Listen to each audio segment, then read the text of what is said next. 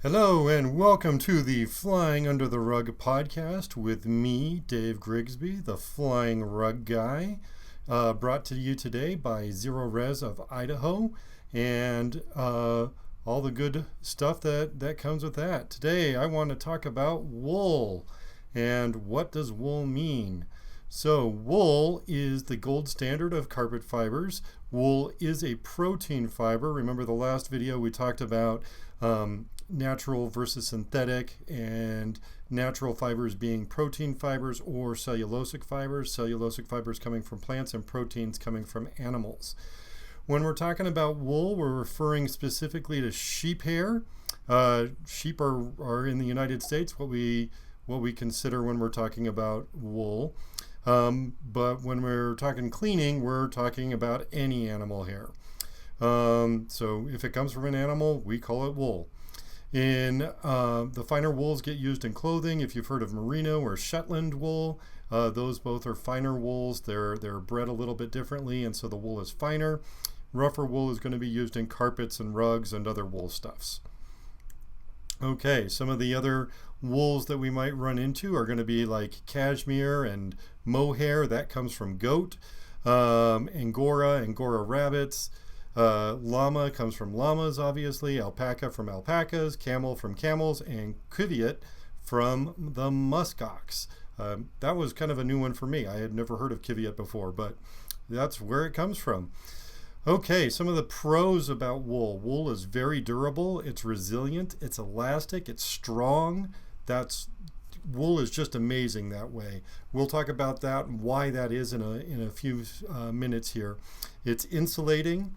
It's got a soft hand, meaning when you feel it, it feels really soft. It's really smooth. It hides soil.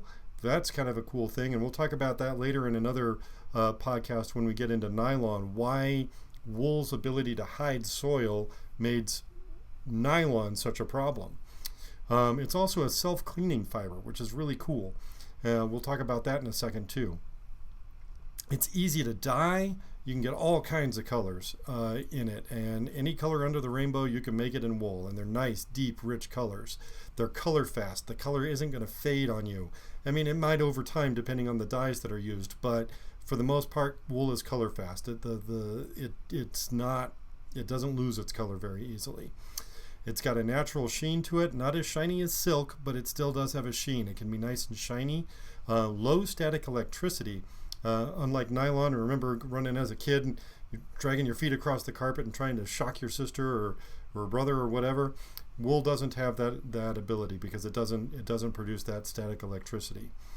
One of the cool things about wool is that it is fire resistant. It is self-extinguishing. If you ever walk on a carpet in, say, a casino, or you get into an airplane and there's carpet in it, that carpet is made out of wool because it is flame resistant and self-extinguishing. It's not going to burn really easily. It's also a renewable resource. We don't have to kill the sheep to get it. We just shave the sheep, and they don't like the shaving process or the shearing process, but they do like being sheared. It's nice and cooling for them. Okay, some of the cons about wool. Wool is expensive, especially when we're talking about things like carpet fibers. Wool gets expensive. It's very sensitive to chemicals. It's very sensitive to agitation. That causes felting.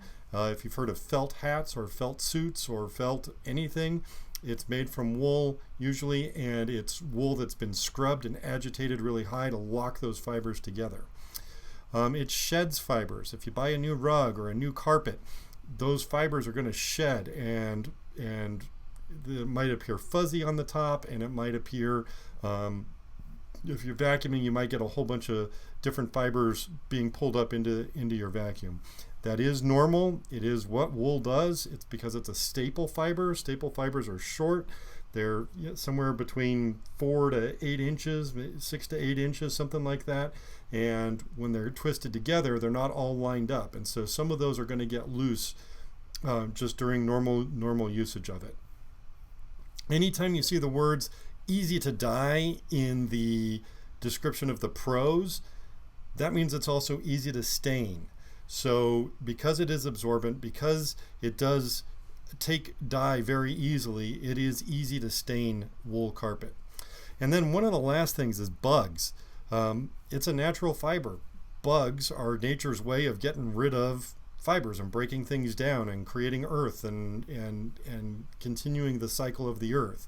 So wool is no exception to that. Wool is subject to things like carpet beetles, little beetles that run around and eat up your wool, and moths, specifically the larvae. It's the larvae that are eating the wool and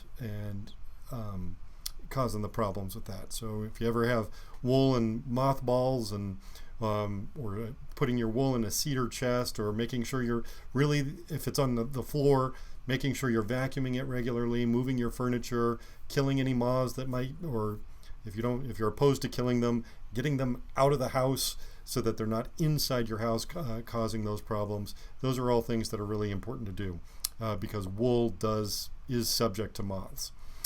Okay, so what makes wool so special? Wool is really cool because it's got a lot of really awesome natural features built in that we try and mimic with all synthetic fibers as well.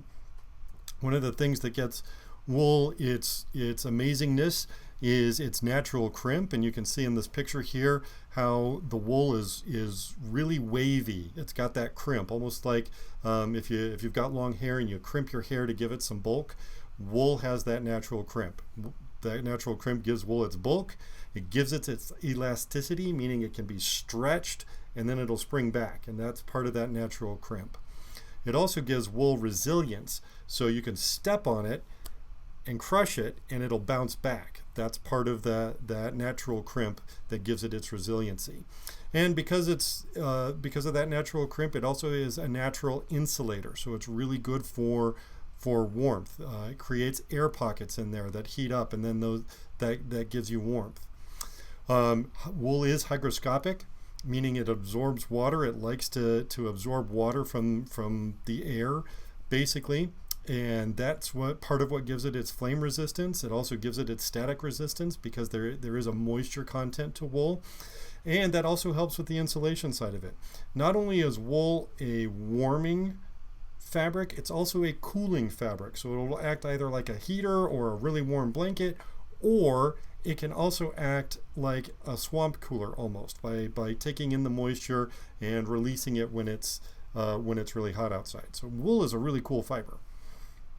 Okay, some other things that make wool special is this cuticle, and this is my like 7th rendering attempt on Chat GPT, and this is about as close as I could get it to go before it said this is against our policies for whatever reason. Anyway, enough said about ChatGPT. It's got some fun stuff though. Okay, so one of the things that make wool special is that it has these cuticles, and you can see on the outside edge of the fiber it's got these cuticles. Those are made of keratin, and they're kind of like your fingernails. That's the same stuff that makes up your fingernails. That produces a protective shield against the cortex and the mesocortical cell, the stuff that's on the inside of that wool fiber. That gives it its strength, makes it strong. It doesn't scratch real easy. They're really tough. It also makes the wool opaque, and that's what gives it that soil hiding ability, because wool, you can't see through a wool fiber. It doesn't reflect and make things bigger. When we get into the synthetics like nylon, polyester, they're clear. You can see right through them, and that clearness, that clarity actually can magnify dirt and make it look bigger. But because wool is opaque, it doesn't do that. That does give it its self-cleaning capabilities as well. Those cuticles are cool because when the fibers rub up against each other, it pushes dirt to the end, to the outside. So if you're wearing a wool suit or wool pants or something like that and dirt gets on them, you can brush it off and it'll literally just clean itself. Not effective against oily soils. Those are sticky. Those need to be washed off. But against oily or against dry soils, wool is a self-cleaning fiber, which also makes it really cool. One of the bad things about those cuticles is the chemical sensitivity. If we put the wrong chemicals on that, if it's too strong, those cuticles will actually splay out from the wool fiber, and then they'll lock together like Velcro. That's where Velcro came from, the idea for that.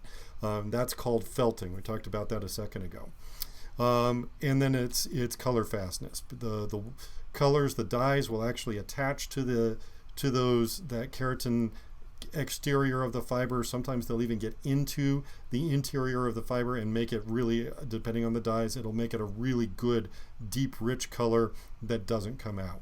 So those are some of the cool things about wool and what makes wool special. Some things when we do have wool, carpets and rugs specifically, but if we've got upholstery and clothing, vacuuming regularly. Daily, if you're using that rug daily, if you're walking on it daily, vacuum that rug daily, just to keep that dirt out, making sure that you're doing your best to pull it out. Vacuum thoroughly. Anytime you vacuum, you should be doing multiple passes. So I like to do, again, north-south, east-west, maybe northwest, southeast, or vice versa, or something like that, but doing multiple passes with the vacuuming. And they should be slow passes. You're not zipping through this as fast as you can. You should just take your time and do a nice gentle pass. It's very therapeutic to vacuum. Vacuum gently. That means don't use any agitation, or as little agitation as you can get.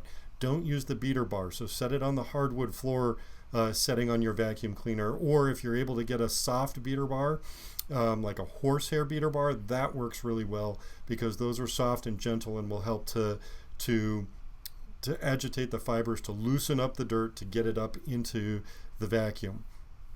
Another thing that I'll do is I'll use the hand tool when I'm vacuuming instead of actually using the beater bar. If my vacuum can't turn that beater bar off, I'm going to use the hand tool to make sure that I'm vacuuming that correctly.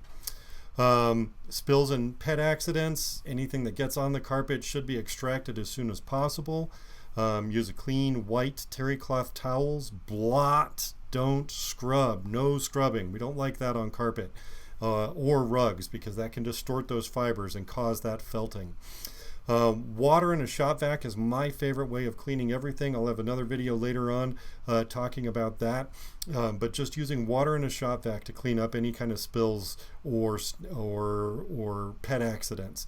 That's the best way to take care of most of these things. If that doesn't work, then go to a professional. Don't go and get your own detergents.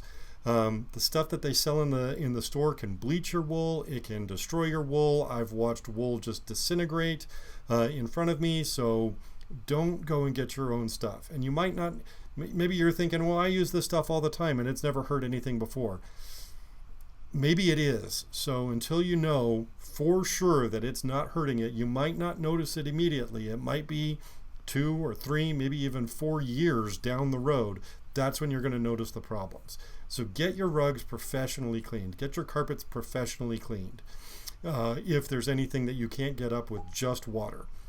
Another thing, dry quickly. Get that area dry. Wool holds a ton of water. It just absorbs it like a sponge. So getting fans on it, getting air movement to try and dry it out as fast as you possibly can. That's always a good thing to do. For rug pads or rugs, I like to have a rug pad underneath my area rugs. That just gives it a little bit more bounce, makes it so that the wool doesn't have to absorb all the gravity, all the pressure from my steps. Also helps to keep the rug in place because rugs like to travel because of the nap of the carpet that it might be on, or maybe on the wool fiber or on the hardwood floors or something like that. Rugs will move. So put it on a rug pad. I like the felt top with a rubber backing on the bottom of it. The rug pad should be about 2 inches around. There should be a gap of about 2 inches all the way around the rug. That allows the rug to lie flat and not become a huge tripping hazard. Okay, when we're talking about professional maintenance of wool carpets and wool rugs, you should, if you've got wool carpets, you should be getting those professionally cleaned at least semi-annually. That means twice a year. Put it on the calendar. It's not going to look dirty. Remember, wool hides dirt. And this is true for rugs. This is true for carpets. Put it on the calendar. Just get it on the schedule. It's not going to look dirty. Wool holds like a pound of dirt per square foot before it really starts showing its dirt, before it really starts showing up on the wool fibers. That is a lot of dirt. I've pulled out tons and tons of dirt from rugs that didn't even look like they were dirty. Just get it on the schedule. Just get it done before it starts to look dirty. Once it looks dirty, that's when permanent damage can start. Make sure that your technician, whoever is cleaning your wool, is certified, that they've been trained, that they understand what it is that they're trying to do with the wool. Not every carpet cleaner can clean wool.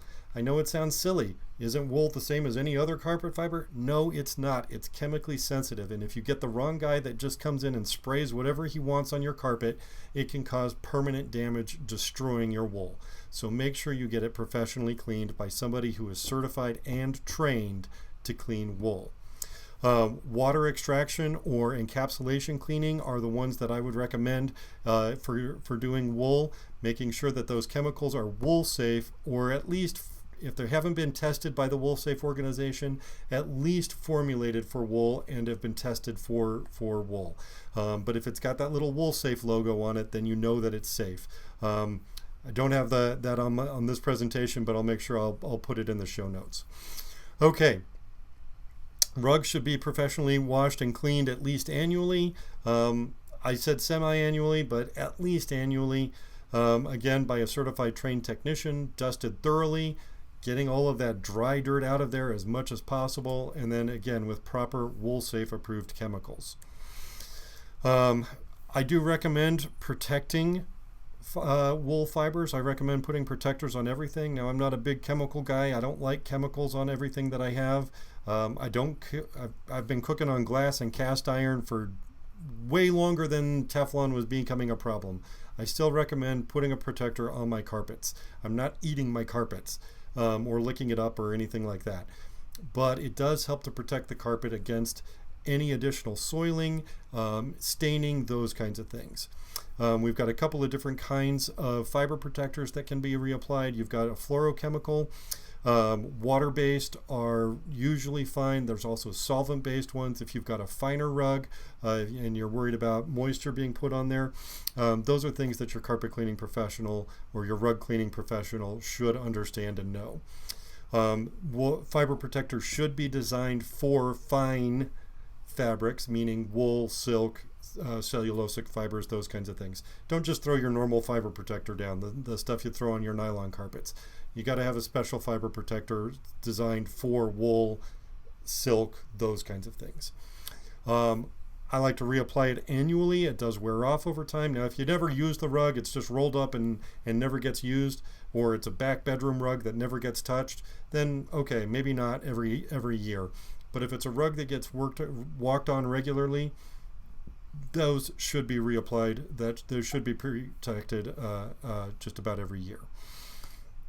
All right, if you have any questions, comments, thoughts on wool, there's a lot of information. I was trying to knock through this as quick as I could, but there's a lot of information about wool. If you have any questions, you'd like to learn more, give me a call, or, well, send me a message in YouTube or Facebook or Instagram, wherever you might find us.